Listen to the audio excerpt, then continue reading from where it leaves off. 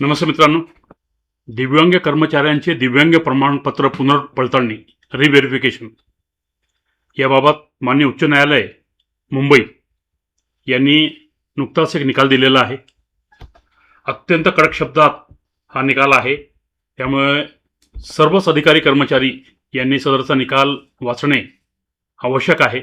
विशेषतः दिव्यांग प्रमाणपत्र जे PWD सर्टिफिकेट याच्या आधारावर जे काही लोक कार्यरत आहेत त्यांनी तर 100% हा निकाल वाचणे आवश्यक आहे.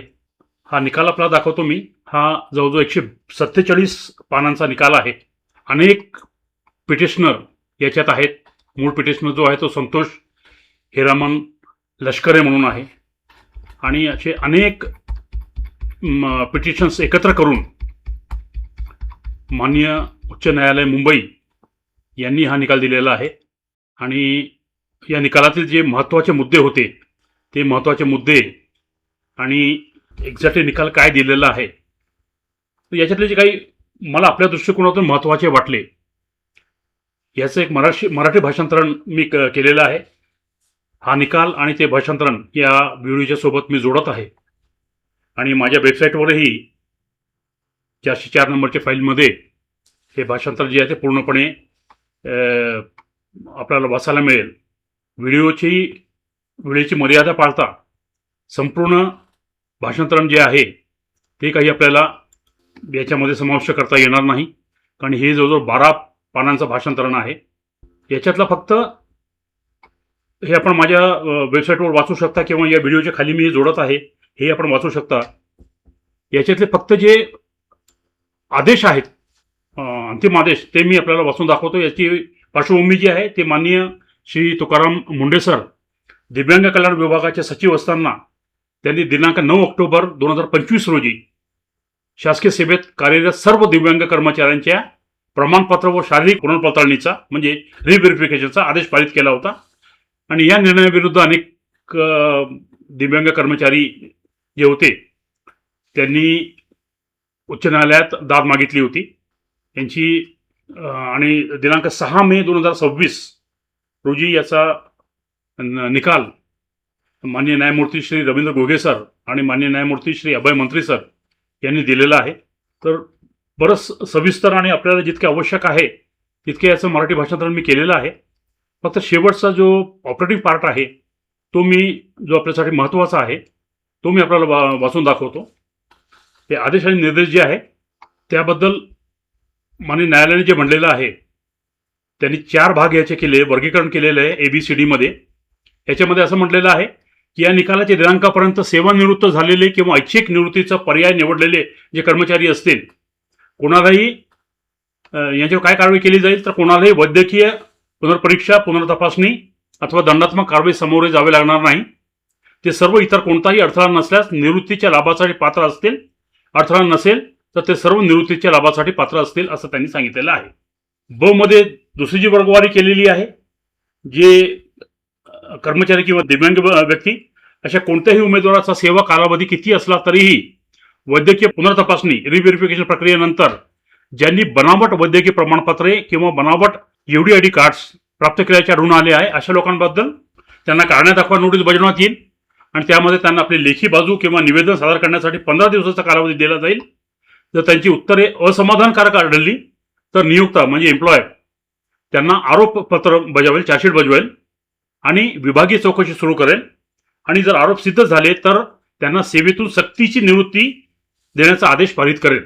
सी पार्ट जो आहे, सी वर्गीकरण जे आहे, जे कर्मचारी दिव्यांग व्यक्ती ज्यांच्या दिव्यांगत्वाचे प्रमाणपत्र वैद्यकीय पुनर्मूल्यांकन म्हणजे रिव्हेरिफिकेशन प्रक्रियेनंतर 40% कमी होऊन 11% झाले आहे, 11 ते 39 असं त्यांनी हे केलेलं आहे. अशा कर्मचाऱ्यांना त्यांना कोणत्याही आधारावर उपलब्ध करून दिलेल्या जाणाऱ्या दिव्यांग आरक्षणाची संबंधित सेवा लाभांपासून वंचित राहावे लागेल असे म्हणलेलं आहे. आणि शेवटचा जो मुद्दा त्यांनी घेतलेला आहे तो कर्मचारी दिव्यांग व्यक्ती ज्यांची दिव्यांगाची टक्केवारी वैद्यकीय रिव्हेरिफिकेशन प्रक्रियेनंतर 0 ते 10च्या दरम्यान घसरली आहे म्हणजे कमी झाली आहे तर त्यांना कारणादाखवी नोटीस बजावण्यात येईल. त्यांना त्यांचे लेखी उत्तर म्हणणे सादर करण्यासाठी 15 दिवसाची मुदत दिली जाईल. जर त्यांची उत्तरे असमाधानकारक आढळली तर एम्प्लॉयर त्यांना दोषारोपपत्र बजवेल आणि विभागीय चौकशी करेल आणि जर आरोप सिद्ध झाले तर त्यांची सेवेतून सक्तीची सेवानिवृत्तीचा आदेश तो पारित करेल असं सांगितलंय. याच्यापुढे पुन्हा मान्य न्यायालयाने असं म्हणलेलं आहे की सर्व कर्मचारी किंवा दिव्यांग म्हणजे सेवेत रुजू होण्यापूर्वी दिव्यांग असलेले आणि दिव्यांगांसाठी राखीव पदावर नोकरी मिळवलेले दिव्यांग तसेच सेवेत असताना दिव्यांगत्व आलेले सेवारत कर्मचारी. दुसऱ्यामध्ये सर्व कर्मचारी दिव्यांग म्हणजे न्यायालयातील याचिकाकर्ते म्हणजे ज्यांनी रेट पिटिशन दाखल केलं होतं ते सर्व, तसेच समान परिस्थितीत असलेले परंतु न्यायालयात न आलेले इतर कर्मचारी यांच्याबद्दल म्हणलेलं आहे.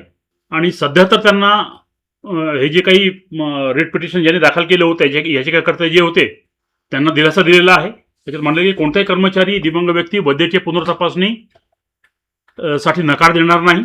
जो कर्मचारी दिव्यांग व्यक्ती तपासणी नकार देईल त्याला 21 दिवसाच्या आत दुसरी संधी दिली जाईल आणि दुसऱ्यांदाही कोणते कारण सांगून तो नकार देईल तर असे मानले जाईल की त्याला तपासणी टाळायची आहे.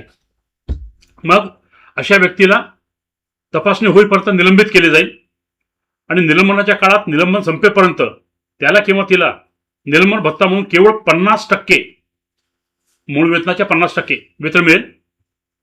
जर तो आणि ती आपल्या मतावर ठाम राहिला किंवा राहिली तर वैद्यकीय पुनर्तपासणी न करता सेवानिवृत्तीपर्यंत त्याला निलंबित ठेवता येईल आणि सेवानिवृत्तीची जी देयके आहेत उपदान इत्यादी हे केवळ त्यांना 50%च त्याच्यातली 50% रक्कम त्यांना मिळेल. ही जी रिव्हेरिफिकेशनची प्रक्रिया आहे ती निकालाच्या 120 दिवसाच्या कालावधी पूर्ण करावी याप्रमाणे म्हणलेलं आहे. आणि वरती जी B ते F मध्ये समाविष्ट असलेल्या कोणत्याही कर्मचाऱ्याला किंवा दिव्यांग व्यक्तीला या कारवाईपासून वाचायचं असेल शिस्तभंगाच्या तर त्याने ऐच्छिक सेवानिवृत्तीसाठी अर्ज करताना सोबत माफीचे प्रतिज्ञापत्र ॲपॉलॉजी अफिडेव्हिट हे सादर करावे. मात्र त्यासाठी तो निवृत्तीविषयक लाभासाठी पात्र पाहिजे म्हणजे तितकी त्याची सेवा झाली पाहिजे. आणि अशा प्रकारे त्यांनी अर्ज आणि अफिडेव्हिट ॲपॉलॉजी अफिडेव्हिट सादर केले तर ते मान्य करावं. आणि जर अर्ज त्याचा नकारायचा असेल सेवानिवृत्तीचा तर तो रिझन्ड ऑर्डर म्हणजे सरकारनं आदेशांनी 15 दिवसाच्या आत आदेश देऊन तो नाकारला पाहिजे. आणि जर असं केलं नाही 15 दिवसाच्या आत आदेश त्याचा अर्ज जर नाकारला नाही तर तो स्वीकारला गेला असे मान्य करण्यात येईल असे म्हणलेलं आहे. आणि भविष्यात कोणत्याही प्रकरणामध्ये अशी पुनर्तपासणी जी आहे रिव्हेरिफिकेशन हे करता येईल असंही मान्य न्यायालयाने स्पष्ट केलेलं आहे. काही वैद्यकीय प्रमाणपत्र जी आहे ती जर फेरफार करून किंवा मॅनिप्युलेशन करून मिळवलेली असतील तर त्याचीही कठोर तपासणी करण्याचे निर्देश जे आहेत ते मान्य न्यायालयाने दिलेले आहेत.